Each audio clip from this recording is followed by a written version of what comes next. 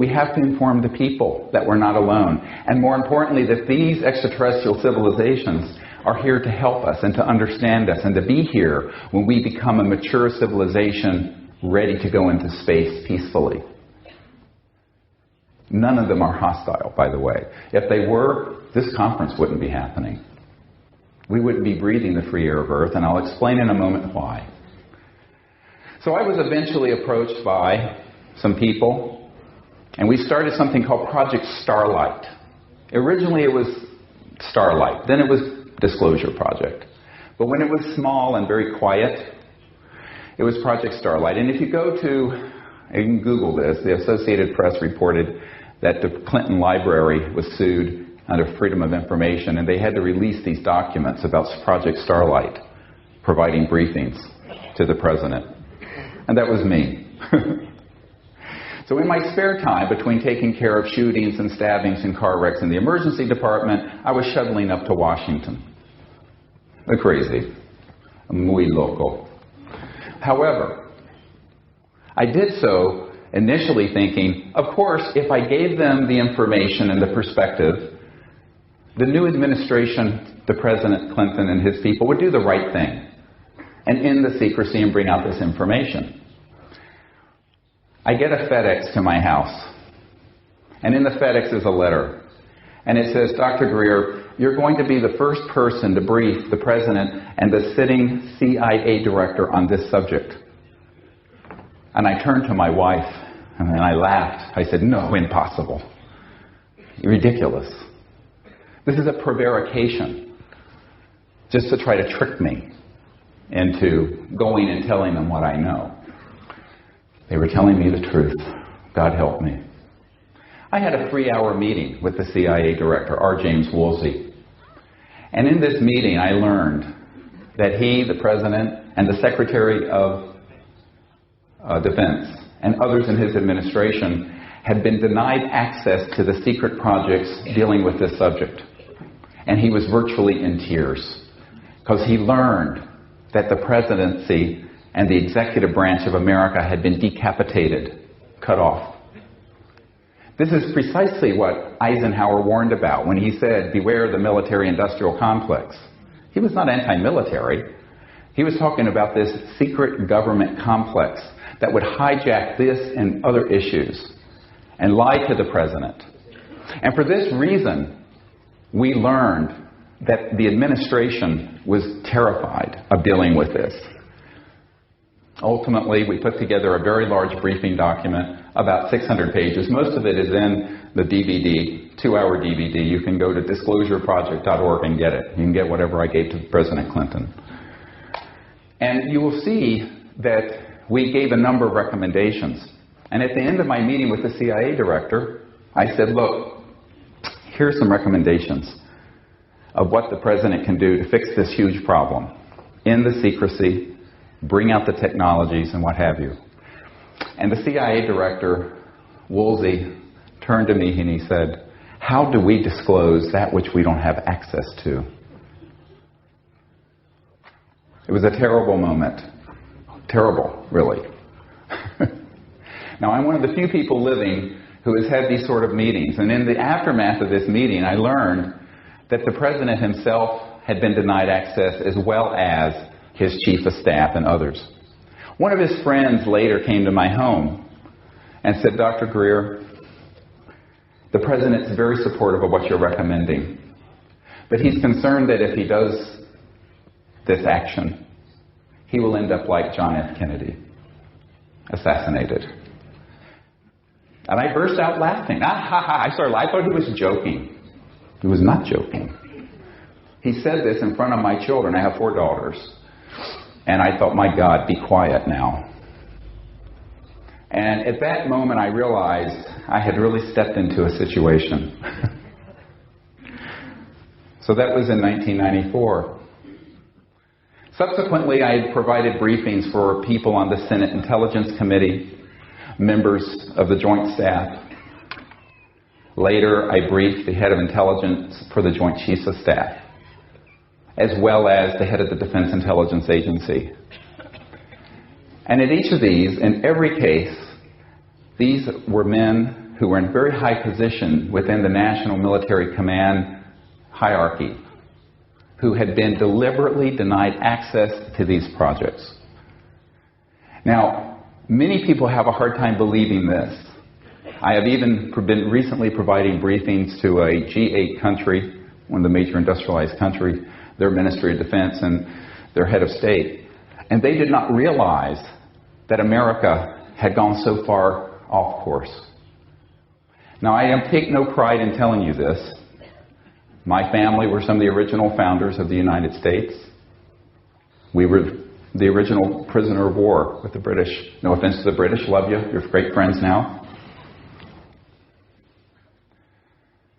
But it was an amazing experience to see to what extent our democracy and our experiment in freedom had been hijacked by a group of people who arrogated to themselves this knowledge which belongs to the people of the earth, the whole earth. We are ready for this. 80% of Americans believe these are real, these UFOs, and that part of the government's hiding it. When I started the Disclosure Project, it was only 35%. When I first briefed the CIA director, only a third of this majestic group, the super secret group that keeps this information secret, 200 or 300 people, I know some of them, I've met with some of them. Now, 70% of them want this out. The other 30% want to see me go away, as you can well imagine. I'm not going anywhere unless they take me out in a coffin, because I am dedicated to getting this truth out to the world, making peaceful contact, and bringing out the technologies to establish a sustainable and peaceful civilization on this planet. But we can only do it with your help. Thank God for Pepon and all of these people who are doing this in Spain.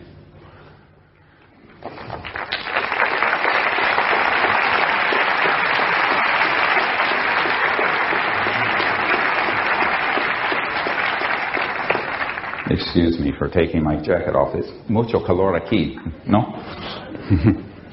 Oy, I'm a bodybuilder. Okay, so loco americano.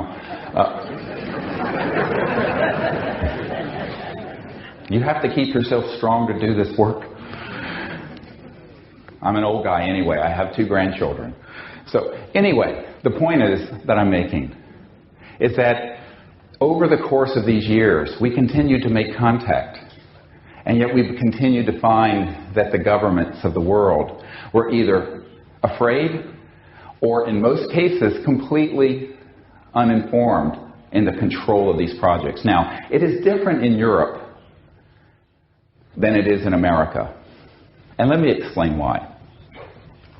The United States has a black budget, a secret unacknowledged budget. And the proper term is an unacknowledged special access projects, USAP. These are projects for which there is no constitutional oversight by Congress and no knowledge by the President, completely. At this time, between 100 billion and 200 billion US dollars a year, every year, are going into those projects.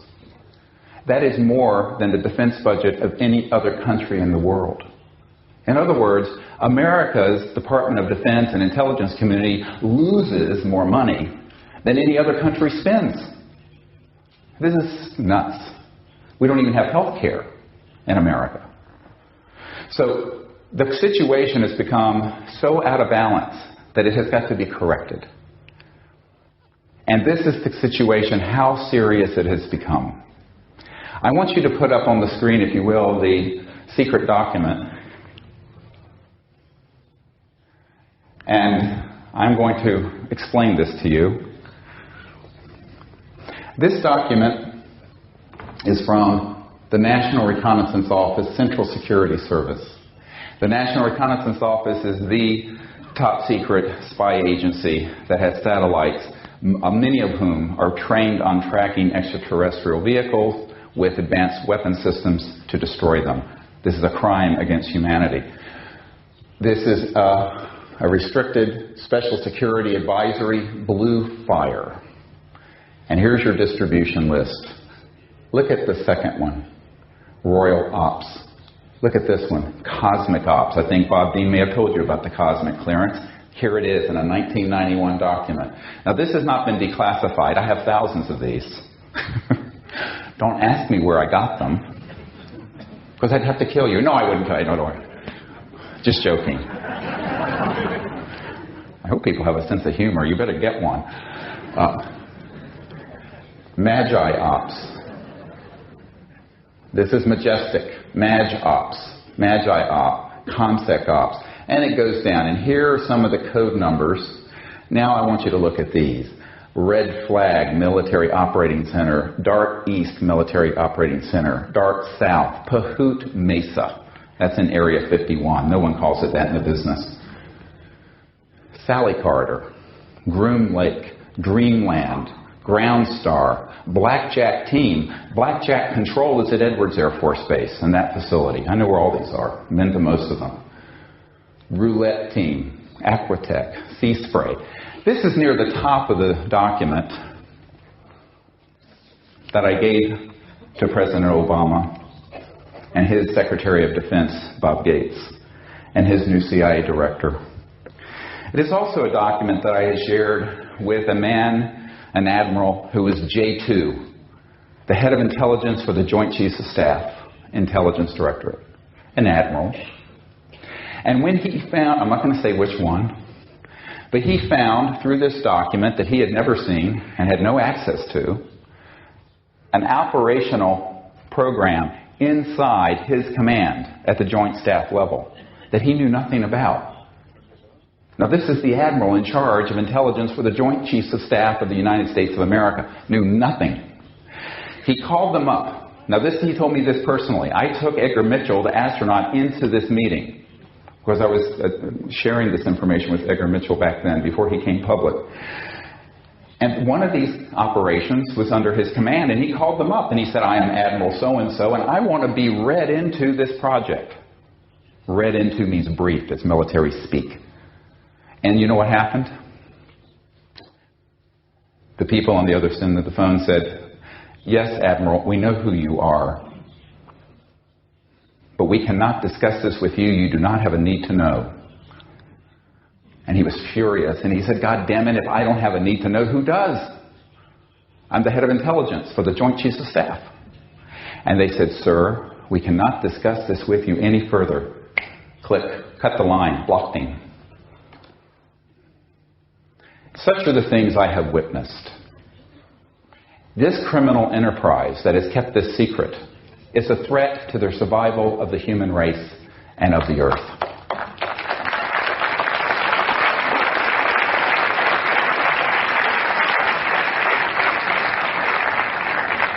And you need to understand that the majority of people, even in the military establishment in America, and in the Senate Intelligence Committee, and in the White House, do not have access to these projects, and when they learn of them, they are either threatened or blocked. So this is a serious problem. And this is why the President of Spain, if he is listening, and the President of France, and Great Britain, and China, need to gather together with Mr. Obama and show him some sympathy, because the situation is dire in America. And say, we will stand shoulder to shoulder with you if you will step forward with us and end the secrecy and get these projects under control and bring out the promise of these new technologies, and we will restart our civilization on a sustainable path. Now, they may not do it. If they don't do it, guess what? It's going to happen anyway.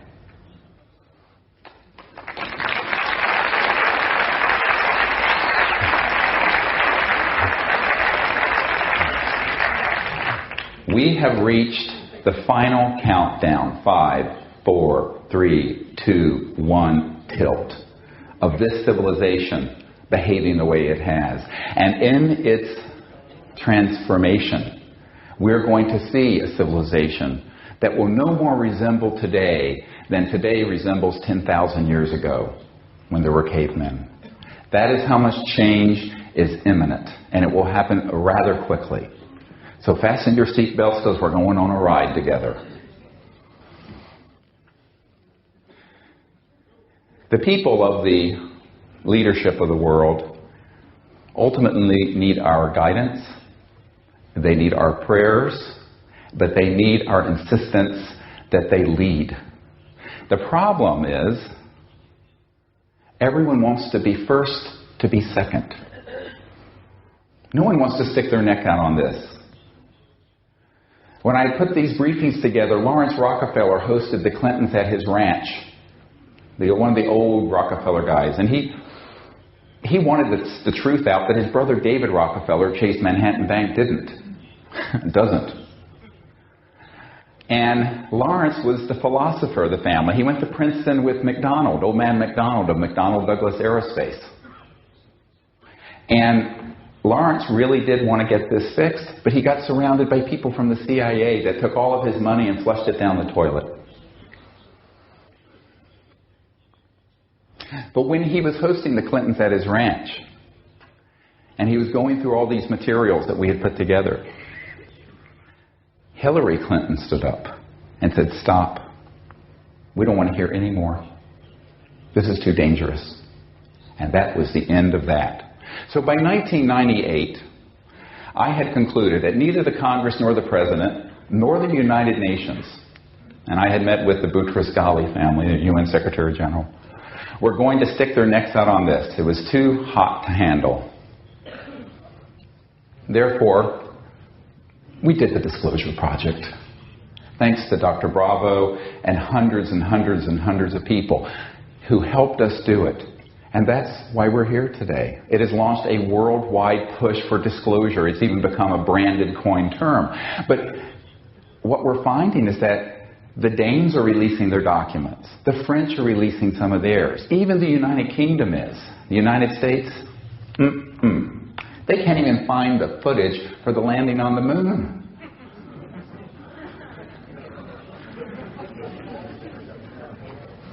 Now, everyone thinks that just because you're in the CIA or something like this that you know about this stuff. Nothing could be further from the truth. Most of those guys couldn't find their ass in a well-lighted room with both hands.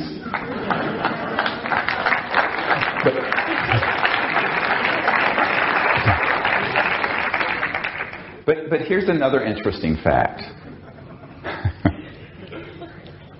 The extraterrestrials are visiting us. And in the last 6 months, the CSETI initiative has had unbroken, constant contact. Unbelievable. And I am certain that it will continue until we have reached the conclusion of this journey, this phase, this chapter in the human adventure. And I invite all of you to become ambassadors to the universe with us. You can all do it. And I'm going to get into some stuff here that may make you uncomfortable. You want to get into some strange stuff? Do you? Okay. All right, here we go. A prelude to this. Recently there was this spook of this guy at the CIA who surfaced. And he's in charge of WSFM at the agency. Everybody, anyone want to know what WSFM is? I'm training people, new word. WSFM. It stands in English for Weird Science and Frickin' Magic. And that is actually what it's called in the classified world in America. All the technologies and all the things that deal with trans-dimensional physics. Things that go faster than the speed of light. Things that resonate at resonant frequencies beyond matter, beyond the electron, beyond the speed of the photon. And guess what? Most of what exists in the cosmos is resonating beyond the speed of light. Now we're going to get into some interesting stuff. Let me go back to 1993. And I'm having this dinner with a CIA director and his wife. And my wife, God bless her. Can you imagine putting up with this?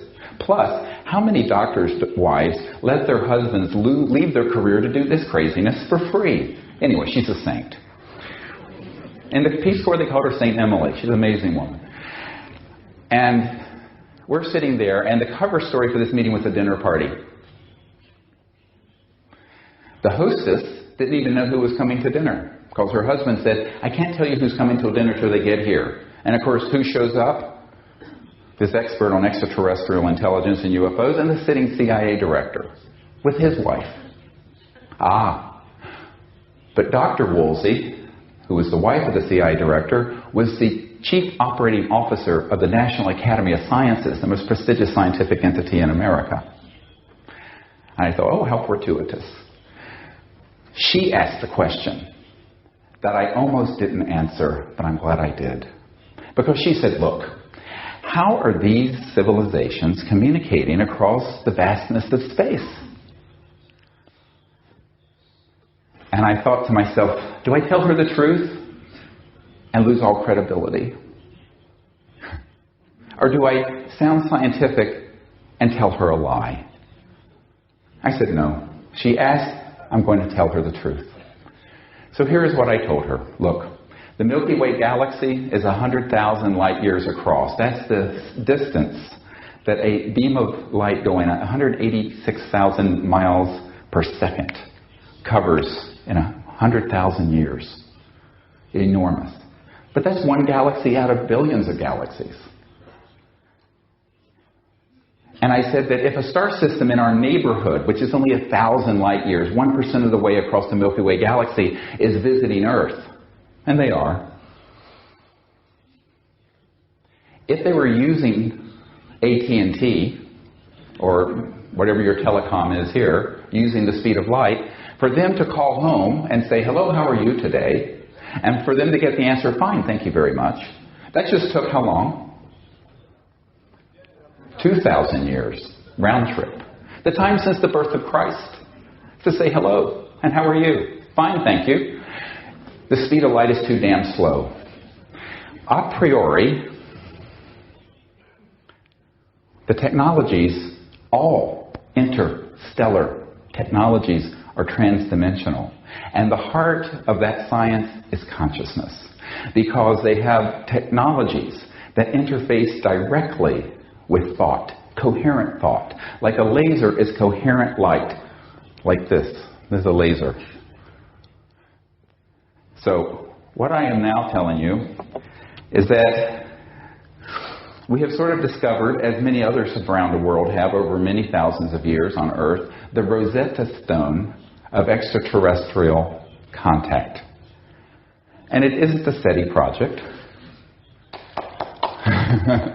It is not radio telescopes.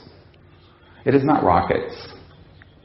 It's not microwave antennas. It's not even pulsed microwaves.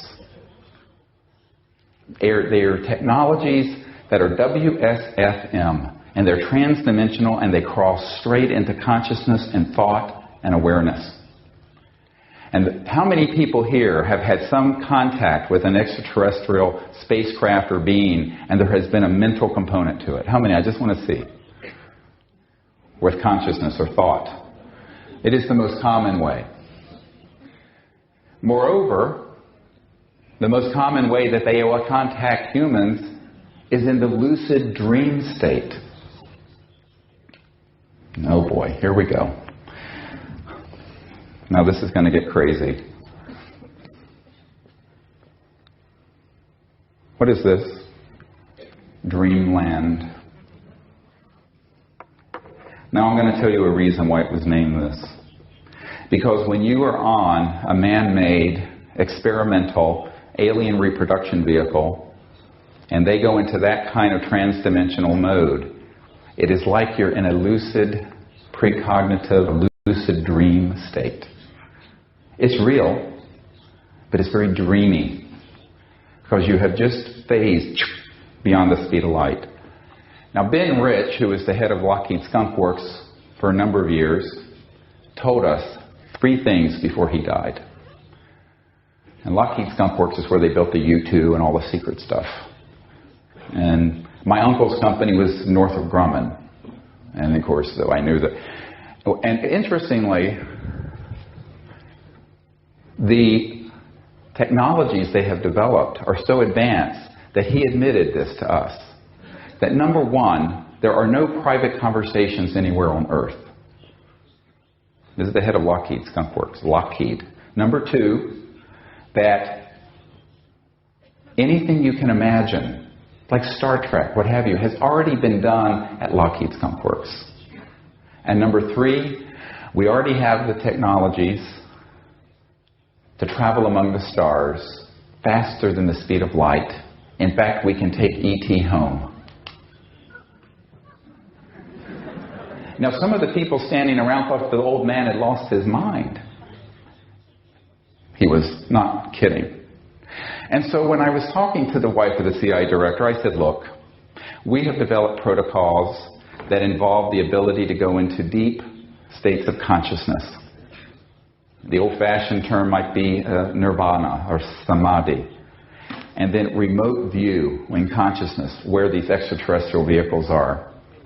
And then contact them with a coherent stream of thought and vector them, just like you vector a jet into Barcelona airport, them into our location. And guess what? They almost always come. Now, this is what we're training people to do. You're all invited. We're going to do this in a mass contact event in the Arizona desert in October 24th and 25th and 26th. And you can see what we're doing at disclosureproject.org or cseti.org. But the point is that people need to understand if it's interstellar, it's going to be strange. If it isn't strange, it's probably a man-made device. If you see seams on it and rivets, it was made by Lockheed or Northrop or SAIC, Science Applications International Corporation, or any of these other things. So what I'm saying to you is that each one of you carries within yourself the universal communicator, okay? And it's called conscious awareness. Erwin Schrödinger, who is the father of modern particle wave theory and quantum mechanics, said this: the total number of minds in the universe is one. That is, it is a singularity. And so we see all these hundreds of people, and we all have our bodies, and we all have our bodies of light, and we all have our individualities. But shining through that unique window, in each window, each of us is like a snowflake. No two are alike. It's the same light of consciousness. We divide it up and we separate ourselves. But we can just as easily become still and silent and peaceful and become one again. And then from there, anything is possible. And as I had this conversation with the wife of the CIA director, she looked at me and she said, I thought it had to be something like that. Yeah, she got it. He didn't. The CIA director was, she got it. I hope you do too. I know you all do. These are the sort of things that happen. They've gone from fully materialized craft off very near us to very strange events, to things that happen purely in remote viewing and consciousness, to things that happen on the plasma energy level, where it's almost like you could see a craft, but you could walk through it. Because extraterrestrial technologies are the ultimate WSFM, weird science and frickin' magic.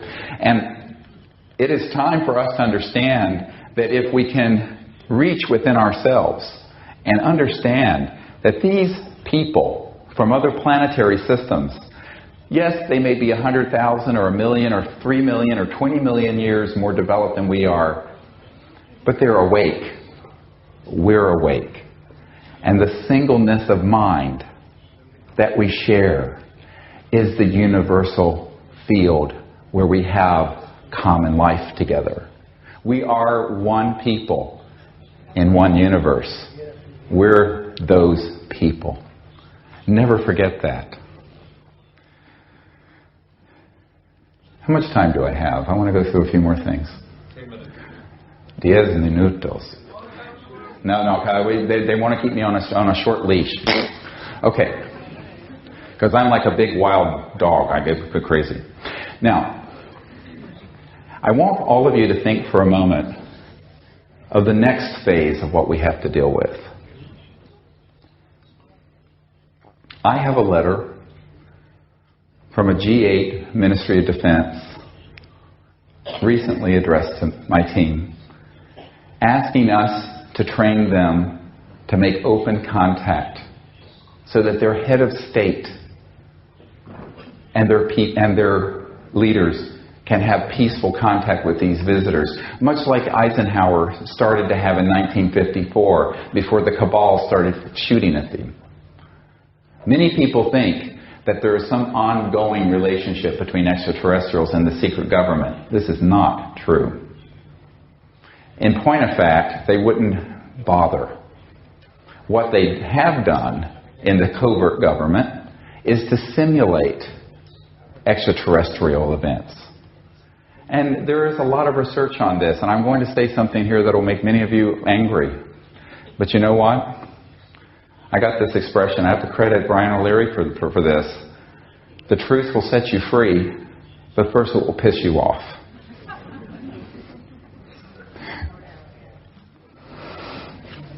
There is a highly classified project, and this is a big part of the information I'm having to provide to the President and to others,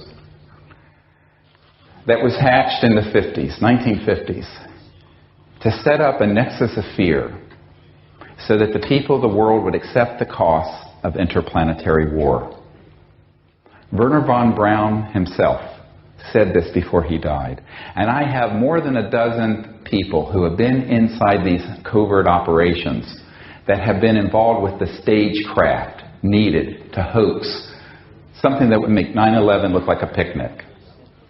And they would be using the following: alien reproduction vehicles. These are man-made devices that are anti-gravity that to any casual observer would look like something UFO.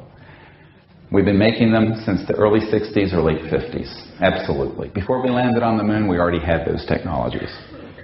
Number two, psychotronic weapon systems. These are electromagnetic devices that interface with consciousness and can deceive people very easily. And number three, most importantly, life forms. These are PLFs. And these are creatures that look like a gray or a reptilian or what have you, and they're man-made. I know where they're making them. I know the team. I have people who have been on the team who have created them. They are not extraterrestrial. They are alien, but not extraterrestrial. They are weird, and they're weird science, but they're not ET. This is the big hoax most people don't know about. And this is the information that I have been most threatened with providing. Because they want people to think that there's cowboys and Indians in space, that there are good aliens and bad aliens, and we have to fight the bad ones and have this sort of eschatological solution to the human problem. Don't be deceived again. There is no hostile intent on the part of any actual extraterrestrial civilization. And if there was, you and I would not be breathing the free air of Earth. How do I know this? Because for at least 60 years, since Roswell, we have used very advanced electromagnetic systems, Tesla-type scalar longitudinal technologies, to track, target, and knock down these extraterrestrial vehicles. It hasn't been very efficient, thank God, but it's been efficient enough that there's one facility underground in Arizona near Fort Huachuca where there are 9 extraterrestrial vehicles with their bodies that are stored there. This is an existential threat to world peace and to universal peace.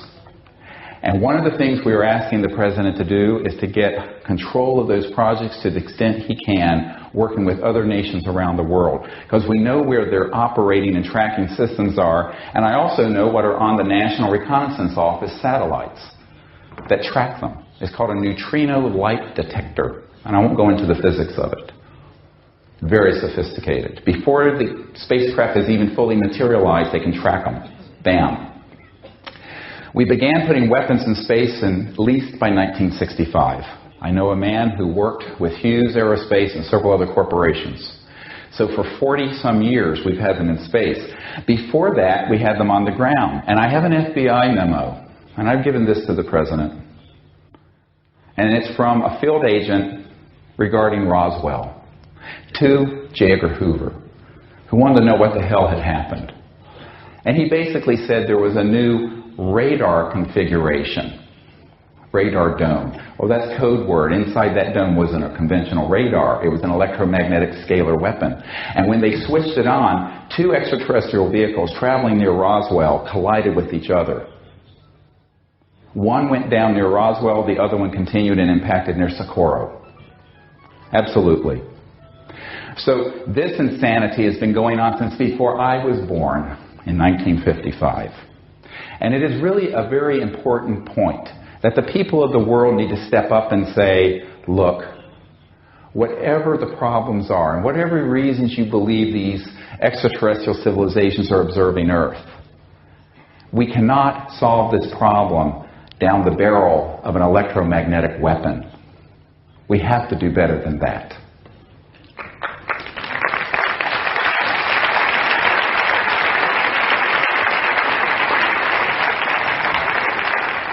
Now, I know I'm bringing up more questions than answers, because what can you do in an hour? But I want to leave you with this vision, because this is the vision that we must see in our meditations and in our prayers, and in our speech and in our thoughts. And that is a completely transformed planet. A planet where we are living here together in peace, and that we go into space only in peace, and that the technologies long withheld from the children of the earth are unveiled and are vouchsafed to the children of the earth for peaceful purposes. Because when we do that, we will end poverty on this planet. We will stop the killing of our biosphere. And we will establish a sustainable civilization where energy will be free and non-polluting. And in that new civilization, we will be able to evolve on this planet as a civilization enlightened, in peace together. And from now into 1,000 years from now, phasing into 500,000 years from now, we will become extraterrestrial people to other worlds. And this is our future. And right now, think of it. Can you hear the babies calling? The children. 20,000 generations waiting to come behind us.